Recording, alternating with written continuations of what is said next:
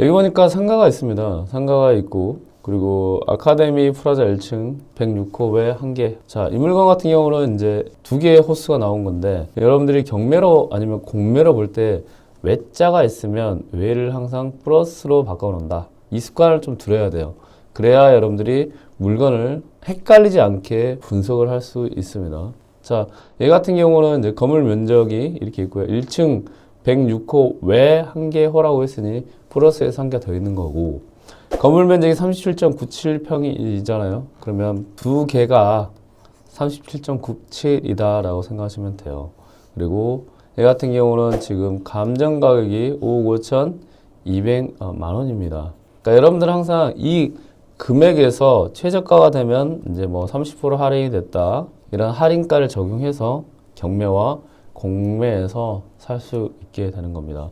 이 물 같은 경우는 5억 5,200만 원인데 누군가가 6억 1,800만 원에 이제 낙찰 받은 이후에 대금을 내고 계속 진행한 그런 물건입니다. 1층에서 누군가가 명태 5장이라는 걸로 운영을 하고 있고요. 자, 여러분들이 상가를 볼 때 사진을 보고요. 그 다음에 홀을 보는 것도 중요합니다. 상가 자체가 어디에 있냐, 그러니까 한마디로 도로변에 있냐 아니면 뒤에 있냐 앞에 있냐를 따져보는 것, 이게 중요하거든요.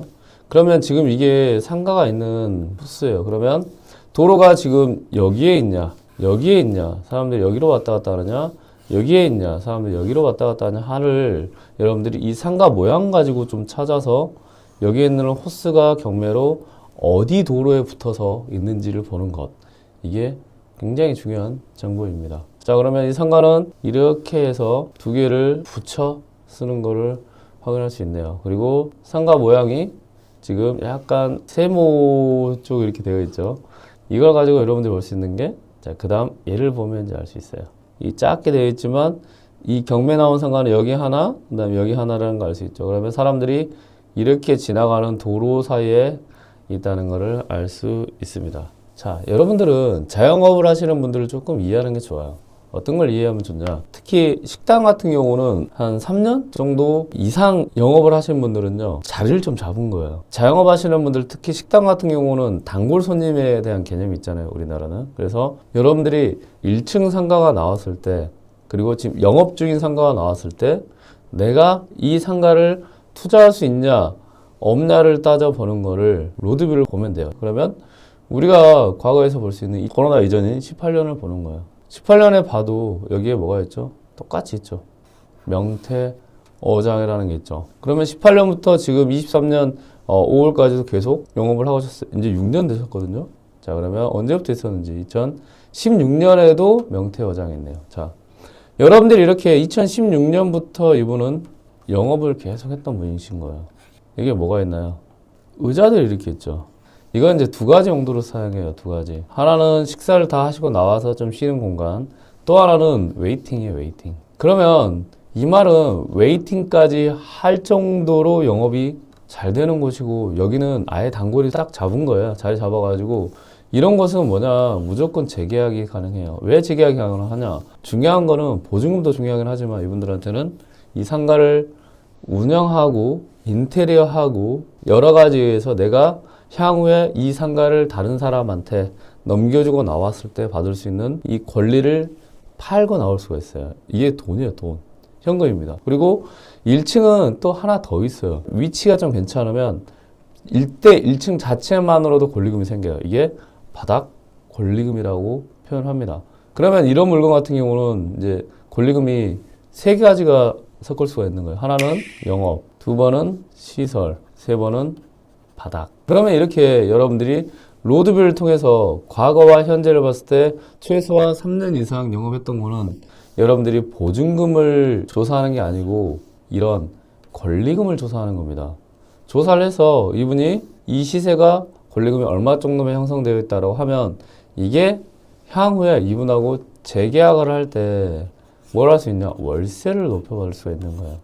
이분은 여기를 떠나지를 않을 수밖에 없는 거예요. 단골도 많고 이 업종도 그래도 잘 운영되기 때문에 그렇습니다. 그러면 인천 황땡땡 보면 여기서 낙찰 받으신 분이 누굴까 보면 여기 황땡땡 있죠. 아마 요거는 임차인 분이 낙찰 받았다 생각하시면 돼요. 그리고 여기에서 매각물건 명册상에 보면 여기에 이제 사업자 등록해서 이분은 사업자를 이제 등록했을 가능성이 높은데 사업자를 2011년부터 했잖아요. 아까 명태 땡땡은 2016년부터 로드뷰에 있지 않았나요? 그렇죠.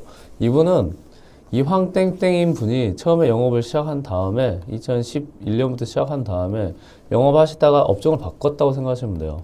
2016년에 업종을 바꿔서 간 거예요. 그리고 지금 2024년까지 계속 영업을 하시는 거예요. 얼마나 오래 영업하셨습니까? 14년을 하셨잖아요. 14년을 하면요, 이분은 그냥 자리를 완전 잡으셔가지고 이거 단골이에요, 단골. 이런 임차인들을 파워 임차인이라고 합니다. 그리고 이런 임차인들을 내 상가에 모시는 것, 이게 가장 힘들어요. 그리고 여기서 보면 이제 이 물건 이렇게 봤을 때는 이제 대항력이 있는 걸로 보이면서 종전 사건 안에서 계속 영업을 했던 임차인이 배당 요구 안 한 걸로 이렇게 나오지만 이런 거는 종전에 있는 경매 물건을 보고 다시 한번 또 재해석을 하면 이 임차인도 대항력이 여기서는 있다고 보이지만 대항력이 있을 수도 있고 없을 수도 있는 임차인일 수도 있다라는 거죠. 그래서 여기를 클릭을 해서 확인을 하면 이 임차인이 기존에 어떤 임차인이었고 그리고 기존부터 계속 영업을 하긴 했지만 이 임차인 자체가 낙찰자가 낙찰받고 난 이후에 임차인의 지위가 계속 있는지 없는지를 확인하면 됩니다. 이 물건 같은 경우는 제가 보니까 이 임차인이 겉으로 봤을 때는 이렇게 보증금 8천에 495만 원 해가지고 대항력 있는 걸로 보이지만 제가 종전 사건을 한번 클릭을 해서 보니까 대항력이 없는 그런 임차인으로 확인이 됐습니다. 그래서 이런 물건 같은 경우는 이제 여러분들이 정말 보석같이 될 수 있는 물건이지만 이거는 임차인 낙찰을 받고 영업을 계속 하겠다라고 생각하고 가져가 버리는 거예요. 이게 지금 5억 5천 2백만 원에 이제 됐는데 아까 이 임차인이 3개 호스를 해서 495만 원이니까 아마 이분은 부가세 포함일 거예요. 450만 원 정도로 이분은 월세를 내고 있어요. 보니까 상가가 하나 그리고 안쪽에 하나 해서 여기 하나 호스, 2개 호스, 3개 호스를 쓰는 거거든요.